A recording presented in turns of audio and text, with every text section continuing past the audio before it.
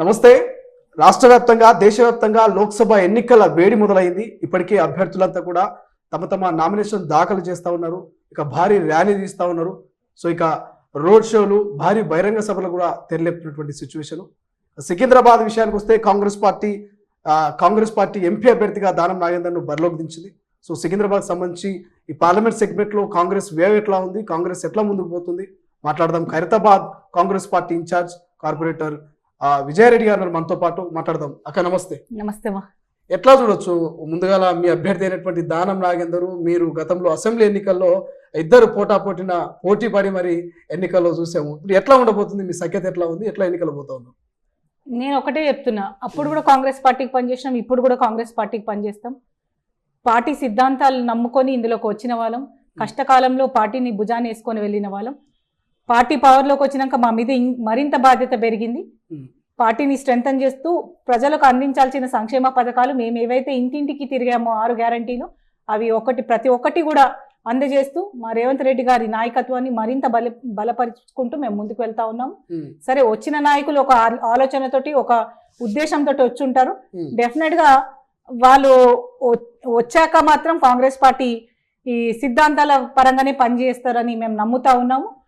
ఈ గతం ఎట్లున్నా కానీ ఇప్పుడున్న నాయకత్వం మీద డిపెండ్ అయి ఉంటుంది. ఆ నాయకుడిని ఎలా మలుచుకోవాలా, ఎలాగ ప్రజల్లో సేవ చేయించుకోవాలో.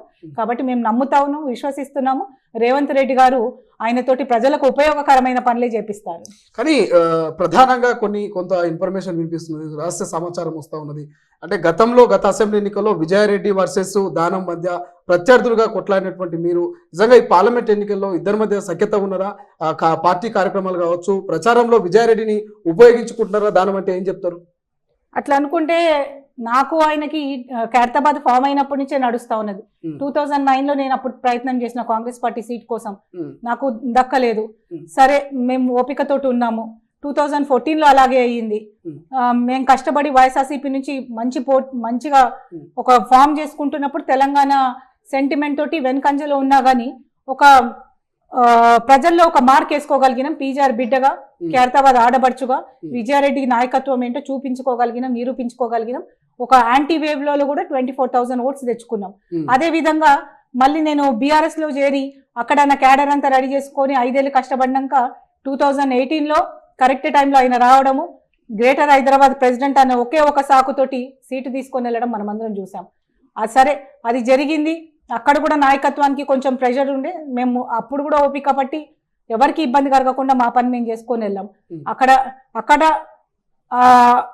మార్పులు చూసి ఆ ప్రజలలో మేమేం సేవలు అందించలేకపోతున్నాం అనే ఉద్దేశంతో ఇక్కడ రేవంత్ రెడ్డి గారి నాయకత్వం, ఇక్కడ సోనియా గాంధీ గారి నాయకత్వం, రాహుల్ గాంధీ గారి నాయకత్వం నమ్మి, ఎందుకంటే పుట్టినప్పటి నుంచి కాంగ్రెస్ పార్టీలోనే ఉన్నాము. మేము చూసిన సిద్ధాంతాలు, కాంగ్రెస్ పార్టీ సిద్ధాంతాలు ఒకటే కాబట్టి మా నాన్నగారు నేర్పించారు, ప్రజల మధ్యలో మమైకం ఉండాలా అని. ఆ ఉద్దేశంతో మేము కాంగ్రెస్ పార్టీలో చేరాము. కష్టకాలంలో కార్పొరేటర్గా ఉన్నా, పార్టీ పవర్లో ఉన్నా కానీ వదులుకొని ప్రజల మధ్యలోకి వచ్చాము, కాంగ్రెస్ సిద్ధాంతాలు నమ్మి. అదే విధంగా మేము ముందుకు వెళ్తున్నాం. సరే, ఎంత టఫ్ ఫైట్ ఇచ్చినాం, ఏమి ఇచ్చినాం అనేది ప్రజలకు తెలుసు. ఒక వ్యక్తి కన్నా మేము పార్టీని నమ్ముకున్నాం. పార్టీ స్ట్రెంథన్ చేసుకుంటూ వెళ్ళాలా. సోనియమ్మ కానీ కాంగ్రెస్ పార్టీ విధి విధానాలు ప్రజలకు మేలు జరుగుతుందని నమ్మి మేము ముందుకు వెళ్ళాము. అదేవిధంగా ఇప్పుడు మాకు పర్సనల్గా ఏం నష్టమైనా కానీ పార్టీ సిద్ధాంతాలు నమ్ముతున్నాం, పార్టీని నమ్ముకొని ముందుకు వెళ్తున్నాము. ప్రజలకు ఇందులో అయితే న్యాయం చేయగలుగుతామనే ఉద్దేశంతో పోతున్నాము.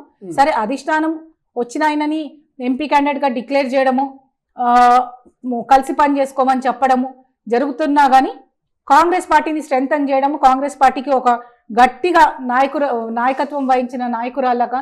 ఎందుకంటే మీరు చూస్తుంటారు, నాగేందర్ మంత్రిగా ఉండి కూడా 33,000 ఓట్లతోటి తెచ్చుకున్నారు. శ్రవణ్ గారు టీడీపీ తోటి పొత్తున్నా కానీ 33,000 ఓట్లు తెచ్చుకున్నారు. కానీ నేను నిన్న జరిగిన ఎలక్షన్లలో ఎంత బీఆర్ఎస్ వేవ్ ఉన్నా కానీ, ఎంత బీజేపీ వేవ్ ఉన్నా కానీ, ఇంతమంది అన్ని పార్టీలు ఏకమై నన్ను ఓడగొట్టినా కానీ లాస్ట్లో అన్ని పార్టీ కార్పొరేటర్లు కూడా ఒక గూటి కిందకి వచ్చి సొంత వాళ్ళు కూడా ఓడగొట్టడానికి ప్రయత్నం చేసినా కానీ 48,000 ఓట్లు తెచ్చానంటే అది నా నాయకత్వము, పీజీఆర్ గారి మీద ప్రేమ, ఖైరతాబాద్ ప్రజలకు నాకు ఉన్న అనుబంధము, కాంగ్రెస్ పార్టీకి ఉన్న అనుబంధం తెలుస్తుంది. అది దృష్టిలో పెట్టుకొని రేపు రాబోయే కాలంలో డెఫినెట్గా ఎన్నికల్లో నా ఎఫెక్ట్ ఉంటుంది కాబట్టి, పార్టీకి నష్టం చేయదు కాబట్టి సొంతంగా వ్యక్తిగతంగా ఏదున్నా కానీ పార్టీని గెలిపించుకునే ప్రయత్నం మేము చేస్తా ఉన్నాము. క్యాండిడేట్ డిక్లేర్ కాగానే ఒక కార్యకర్తల మీటింగ్ పెట్టాము, అందరికీ చెప్పాము మీటింగ్ అటెండ్ కావాలా, ఏది ఉన్నా కానీ ఇక్కడి నుంచి స్ట్రెంథన్ చేసుకొని వెళ్ళాలని. సరే, నాకు ఇన్ఫర్మేషన్ ఇవ్వకుండా 19th రోజు మీటింగ్ పెట్టినా కానీ నేను ఏ కార్యకర్త నాయకులను నా వెంబడున్న వాళ్ళని కూడా మీటింగ్కి పంపించాను. ఎందుకంటే అందరం కూడా కాంగ్రెస్ పార్టీలో ఉన్నాము. ఆ బాధ్యత కార్యకర్తలకు ఉండాలి, ఆ నాయకులకు ఉండాలి. మేము ఎక్కడున్నా కాంగ్రెస్ పార్టీ కోసం పనిచేసే వాళ్ళం. 100% నా కాన్స్టిట్యున్సీ కాకుండా ఎంపీ సెగ్మెంట్లో ఉన్న అన్ని కాన్స్టిట్యున్సీ మీటింగ్లు అటెండ్ అయ్యాను. నా కాన్స్టిట్యున్సీ మీటింగే నేను అటెండ్ కాలేకపోవడం నాకు బాధాకరంగా ఉన్నా కానీ. ఎందుకు అటెండ్ కాకపోవడానికి కారణాలు ఏంటి? సరే, అవి ఆల్రెడీ చెప్పున్నాం మేము. మా సైడ్ నుంచి మాత్రం 100% సహకరిస్తాం. పార్టీని స్ట్రెంథన్ చేసుకుంటాం, క్యాండిడేట్ ని గెలిపించుకుంటాం. అక్కడ ఉండాలనే కాదు, మేము లేకపోయినా కానీ నా కార్యకర్తలు నాయకులు ప్రతి ఒక్కరు కూడా ఆ మీటింగ్ అటెండ్ అయ్యారు. అక్కడ కూర్చొని ఇచ్చిన సజెషన్స్ తీసుకున్నారు, వాళ్ళ సజెషన్స్ కూడా ఇవ్వడం జరిగింది. మళ్ళీ మేము కోమటిరెడ్డి వెంకటరెడ్డి గారి మినిస్టర్ తోటి కూడా మాట్లాడాం, ఇన్ఛార్జ్ మినిస్టర్ తోటి మమేకం చేసుకుంటూ అందరం కలిసికట్టుగా పనిచేసుకుంటే రేపు రాబోయే రిజల్ట్స్ చాలా కీలకం. ఎందుకంటే ఖైరతాబాద్ నియోజకవర్గంలో చాలా ముఖ్యమైనది ఇది. ఇది ఎటు మళ్ళీ రిజల్ట్స్ అటు అయ్యే అవకాశం ఉంది, మీరు చూడొచ్చు. కానీ విజయరెడ్డి గారు, మీరు అన్నట్టు గతంలో మీరు మంచి ఓట్ బ్యాంక్ సొంతం చేసుకోరు. గత అసెంబ్లీ ఎన్నికలు ఆ ఓట్ బ్యాంక్ అంతా కూడా ఇవాళ దానం నాగేందర్ గారికి ఎంతో అవసరం, ఆ గెలుపుకు చాలా అవసరం. అటువంటి ఓట్ బ్యాంక్ ను మళ్ళీ కాంగ్రెస్ వైపు మళ్లించే అవకాశం ఉందంటారా? సాధ్యమవుతుందా విజయరెడ్డికి? 100% అవుతుందండి. రేపటి నుంచి మా కార్యాచరణ మేము ఆల్రెడీ ప్రిపేర్ చేసుకుంటున్నాం. ఇంటింటికి వెళ్తాము, ప్రతి గడపకి వెళ్తాము, ప్రతి ఒక్కరికి చెప్తాము ఇక్కడ కాంగ్రెస్ బాధ్యత నేను తీసుకుంటాను, మంచున్నా చెడ్డున్నా నేను మీకు నిలబడతాను, కాంగ్రెస్ పార్టీ కోసం ఓటు వేయాలా. ఈ రాహుల్ గాంధీ గారు ప్రైమ్ మినిస్టర్ గారు అంటే ప్రతి ఒక్క సీటు మనకు ముఖ్యం. ఎందుకంటే చూస్తున్నారు బీజేపీ హయాంలో ఎట్లా మనకు అధిక ధరలతో బాధపడుతున్నారో, ప్రతి ఒక్కదానికి కూడా కష్టంగా ఉంది. సెక్యూరిటీ వైజ్ కూడా కష్టాలుగా ఉన్నది దేశానికి, మన రాజ్యాంగానికి చాలా ముప్పు ఉన్న పరిస్థితిలో రాహుల్ గాంధీ గారు ప్రైమ్ మినిస్టర్ కావడం ఎంతో ముఖ్యం. కాబట్టి ప్రతి ఒక్క సీటు ముఖ్యము. ఆ సీటు గెలిపించాలంటే కాంగ్రెస్ కార్యకర్తగా నాయకురాలు లెక్క నా బాధ్యత. ప్రతి ఇంటికి వెళ్తాను, ప్రతి గడప తొక్కుతాను. నేను ఇక్కడ కాంగ్రెస్ పార్టీకి మీకు సపోర్ట్గా ఉంటాను. 100% ఏ పథకాలు ఉన్నా ఏ ఉన్నా నేను మీకు అందజేస్తాను, ఒక వారధిగా ఉంటానని చెప్తాను. పీజీఆర్ బిడ్డగా వాళ్ళ ఆడబడుచుగా నన్ను నమ్ముతారు. పార్టీలో పవర్లో లేనప్పుడే 48,000 ఓట్లు ఇచ్చారు నాకు. ఈసారి తిరిగితే డెఫినెట్గా దానికన్నా 2-3 వేలు కాదు కదా, మేము అనుకున్న టార్గెట్ రీచ్ అవుతామని అనుకుంటున్నాం. డెఫినెట్గా అన్ని నియోజకవర్గంలో కన్నా ఎంపీ సెగ్మెంట్లో ఖైరతాబాద్ నియోజకవర్గం ఎంపీ సెగ్మెంట్ నుంచి ఇప్పుడున్న అభ్యర్థికి ఎక్కువ పడతాయని మేము నమ్ముతాం. కానీ ప్రధానంగా అటు బీఆర్ఎస్ ఇటు బీజేపీ వరుస కామెంట్లు చేస్తున్నది. బీఆర్ఎస్ ప్రధానంగా బీజేపీ అభ్యర్థిని గెలిపించడం కోసము కాంగ్రెస్ డమ్మీ క్యాండిడేట్లను పెట్టింది. అందులో దానం కూడా ఒక డమ్మీ క్యాండిడేట్ అనేటువంటి ప్రచారం చేస్తున్నది. ఏం చేస్తారు మీ అభ్యర్థిగా? మీరు ఏం చెప్పదలుచుకున్నారు?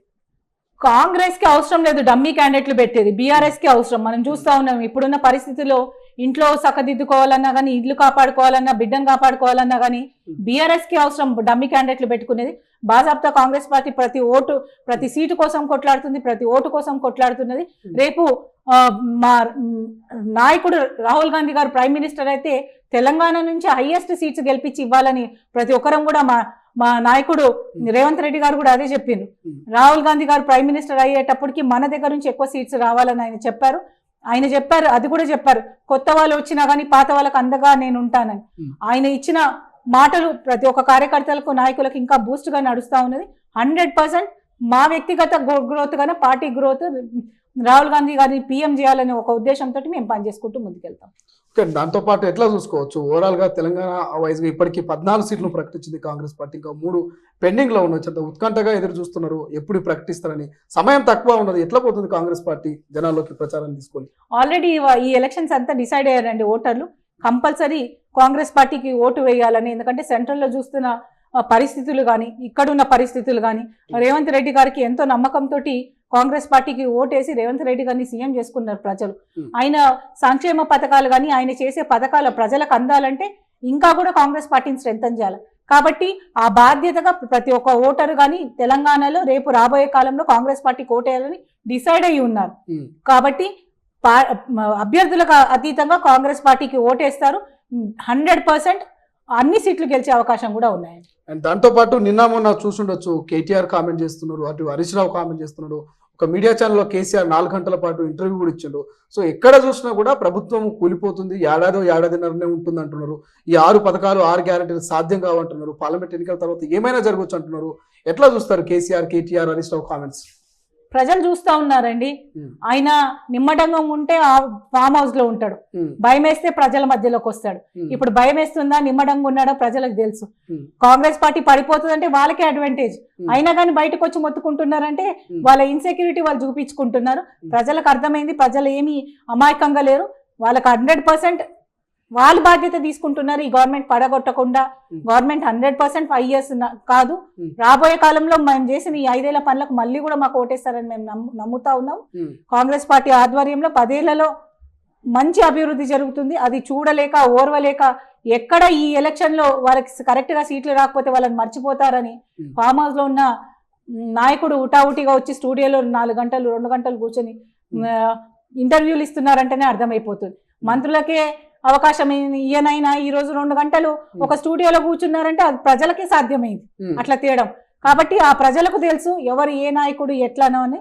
100% ఈసారి డిసైడ్ అయ్యారు. ఎంపీ ఎలక్షన్స్ లో అక్కడ రాహుల్ గాంధీని ప్రైమ్ మినిస్టర్ చేయాలని, ఇక్కడ ప్రతి ఒక్క సీటు కాంగ్రెస్ పార్టీది గెలిపియాలని, రేవంత్ రెడ్డి గారి నాయకత్వాన్ని బలపరచాలని. కానీ ప్రధానంగా ఈ 3-4 నెలల్లో కాంగ్రెస్ పరిపాలన చూస్తుంటే కరెంటు లేని కష్టాలు తీసుకొచ్చింది, కరెంటుతో పాటు కష్టాలు తీసుకొచ్చింది. ఇటు కాలం తెచ్చిన కరువు కాకుండా కాంగ్రెస్ తెచ్చిన కరువు, మంచినీళ్ళ కొరత ఏర్పడ్డది, రైతులకు రుణమాఫీ చేయలేకపోయిందంటూ కామెంట్ చేస్తున్నారు. నిజంగా కరువు తీసుకొచ్చిందా కాంగ్రెస్, కష్టాలను తీసుకొచ్చిందా కరెంటు కష్టాలని? కాంగ్రెస్ ఎప్పుడు కూడా ప్రజల సంక్షేమం కట్టబడ్డదని ప్రజలకు కూడా తెలుసు. ఎవరి హయాంలో కరువులు ఉండేనో, ఎవరి హయాంలో కష్టాలు చూసారో ప్రజలు చెప్పు దెబ్బ కొట్టినట్టు మొన్న ఎలక్షన్లలో చెప్పినా కానీ వాళ్ళకి అర్థం కాకపోతే మళ్ళీ ఓపికతోటి ఉంటే మళ్ళీ కూడా వాళ్ళకి మే 13న జరిగే ఎలక్షన్లు జూన్లో వచ్చే రిజల్ట్స్ తోటి అర్థమైపోతుంది. క్లియర్ కట్గా ప్రజలు నమ్ముతున్నారు. తెలంగాణ ఇచ్చింది కాంగ్రెస్ పార్టీ, దాన్ని అమ్ముక తిన్నారు బీఆర్ఎస్ పార్టీ. కాబట్టి ప్రజలకు అవగాహన ఉన్నది. ఇచ్చిన తెలంగాణ బాగు చేయాలన్న కాంగ్రెస్ తోటే సాధ్యమని. రాబోయే రోజుల్లో సోనియా గాంధీ గారికి ఒక విశ్వాసంతో, ఒక నమ్మకంతో, ఒక ప్రేమతో, ఒక ఆప్యాయతో కాంగ్రెస్ పార్టీని మాక్సిమం సీట్స్ ఇక్కడ గెలిపిస్తారని మేము నమ్ముతా ఉన్నాం. కానీ ఎట్లా చూస్తారు, అటు సికింద్రాబాద్ నుంచి సిట్టింగ్ ఎంపీ అభ్యర్థి అయినటువంటి కిషన్ రెడ్డి ఉన్నారు, ఇతరంగా పద్మారావు గౌడ్ ఉన్నట్టున్నారు. మీ అభ్యర్థిని నిజంగా గెలిపిస్తారా? పట్టు మీద బలంగా ఉన్నారా మీరంతా నాయకులంతా కలిసి? చెప్తున్నాను కదండి, మా దగ్గరే సొంతంగా మాకు ఏమి విభేదాలు ఉన్నా కానీ పక్కకు పెట్టి కాంగ్రెస్ పార్టీని స్ట్రెంథన్ చేస్తూ కాంగ్రెస్ పార్టీ గెలిచేటట్టు మేము మా మాటలు కాదు, రేపు మా చేష్టలు చూపిస్తాయి. రేపు ఇంటింటికి వెళ్ళి తిరిగే అవసరం మాకేముంది, మా పార్టీని గెలిపించుకోవాలనే ఉద్దేశమే. ఈ సీటు, ఈ విజయం సికింద్రాబాద్ ఎంపీది కాదు. రాహుల్ గాంధీ గారు ప్రైమ్ మినిస్టర్ కావాలంటే ప్రతి ఒక్క సీటు అవసరము. కాబట్టి ఈ సీటు కూడా గెలిపించి మేము ఆయన బాటలో ఒక దోహదం చేసే వాళ్ళం అవుతాము. 100% రేపు రాబోయే రోజుల్లో భారీ మెజారిటీ తోటి సికింద్రాబాద్ ఎంపీ మేము గెలవబోతున్నాం. Thank you so much. ఇది విజయరెడ్డి గారు చెప్తున్నటువంటి పరిస్థితి. గత అసెంబ్లీ ఎన్నికల్లో అటు దానం, ఇక విజయరెడ్డి గారు కూడా ప్రత్యర్థులుగా తలపడ్డటువంటి పరిస్థితి. గతంలో ఎన్ని విభేదాలు ఉన్నా కానీ పార్టీ కోసం మేమంతా కూడా సద్దుమనిగాము, అందరం కలిసికట్టుగా పనిచేస్తాము. ఇక సికింద్రాబాద్ ఎంపీ అభ్యర్థిగా దానంను గెలిపిస్తామనేటువంటి ఒక బలమైనటువంటి దృఢ సంకల్పంతో ఉన్నట్టు మనకు తెలుస్తోంది. చూద్దాం ఆఫ్టర్ పార్లమెంటు నిజంగా ప్రభుత్వం పడిపోతుందా, మరి ఏం జరగబోతుంది, సికింద్రాబాద్ సీటు ఎవరు సొంతం చేసుకోబోతున్నారు, ఢిల్లీలో ఏ పార్టీ చక్రం తిప్పబోతుంది అనేది మరికొద్ది రోజులు వెయిట్ చేయాల్సిందే. కెమెరా పర్సన్ అజయ్తో శ్రీశైలం, తొలి వెలుగు, హైదరాబాద్.